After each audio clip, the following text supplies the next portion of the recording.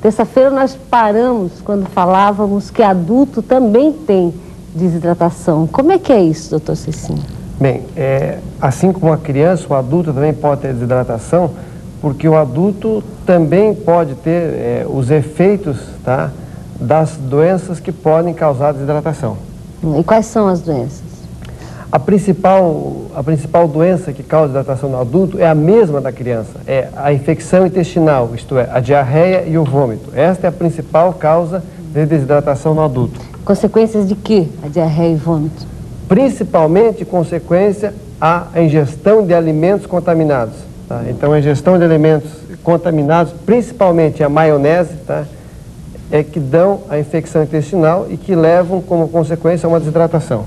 Falta de líquido, excesso de sol também não pode levar a desidratação? Pode, aí tem outras causas, quer dizer, qualquer doença infecciosa, qualquer problema de falta de sol, pode, quer dizer, falta de sol não, qualquer problema que o paciente tenha, febre, pode levar a desidratação.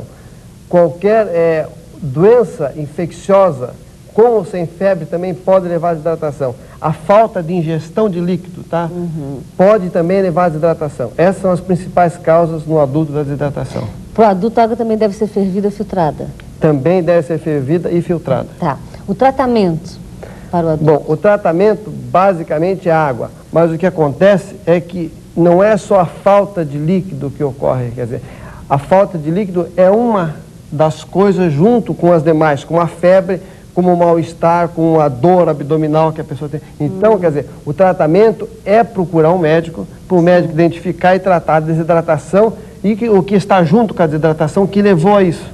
Sequelas, deixa no adulto? Só se for uma desidratação grave, isto é, uma desidratação de 3º grau. Então, a sequela pode ser uma sequela neurológica, quer dizer, se o paciente chegar a entrar em coma, então ele pode ter alguma sequela neurológica, quer dizer, algum déficit neurológico, ou alguma sequela renal, então pode levar alguma sequela a nível de rim, porque falta água para filtrar e o rim pode sofrer com isso. Então vamos reforçar o que a gente considera mais importante, né, que é a prevenção. Como prevenir a desidratação no adulto? Eu acho que a prevenção no adulto é a mesma da criança, tá? Quer dizer, basicamente o que é? Então, muito cuidado com a alimentação que você vai ingerir no verão. Procurar sempre comer comidas naturais, tá?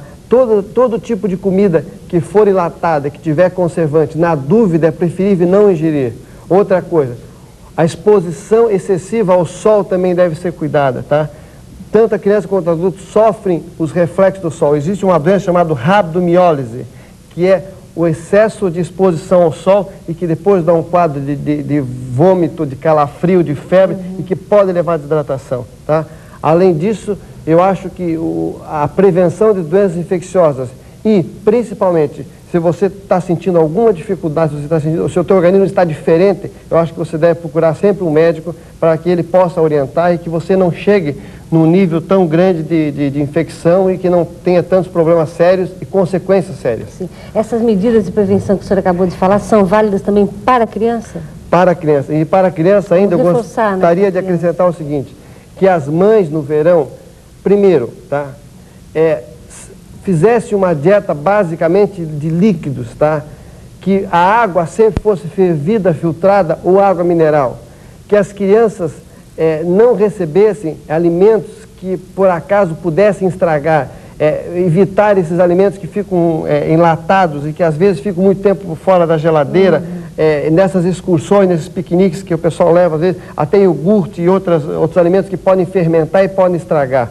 Outra coisa, evitar que a criança fique em ambientes excessivamente quentes, evitar que a criança fique no sol das 10 às 2 até às 3 da tarde, que o calor é muito intenso, deixar a criança bem à vontade, dar vários banhos por dia na criança, tá?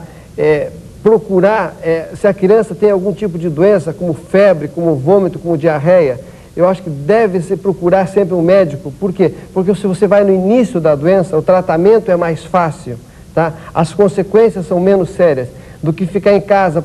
Daí isso aí fica aquela história nós temos no brasileiro do palpite, a vizinha, não, dá um negocinho, dá não sei o quê, e fica cozinhando em casa. Aí quando a criança está muito ruim, é que essa criança é levada para o hospital, aí tem que internar, tem que botar no soro, a criança sofre muito, a família sofre muito, o médico sofre porque a doença é mais grave. Então eu acho que a prevenção é isso, quer dizer, primeiro, os cuidados. Segundo, sempre que a criança tiver algum tipo de problema, essa criança deve ser levada ao médico imediatamente, porque sempre que você faz com precocidade, os efeitos são muito melhores. Tá bom, muito obrigada pela sua participação no TV Mulher. A gente fica por aqui. Até amanhã. Bom dia a vocês.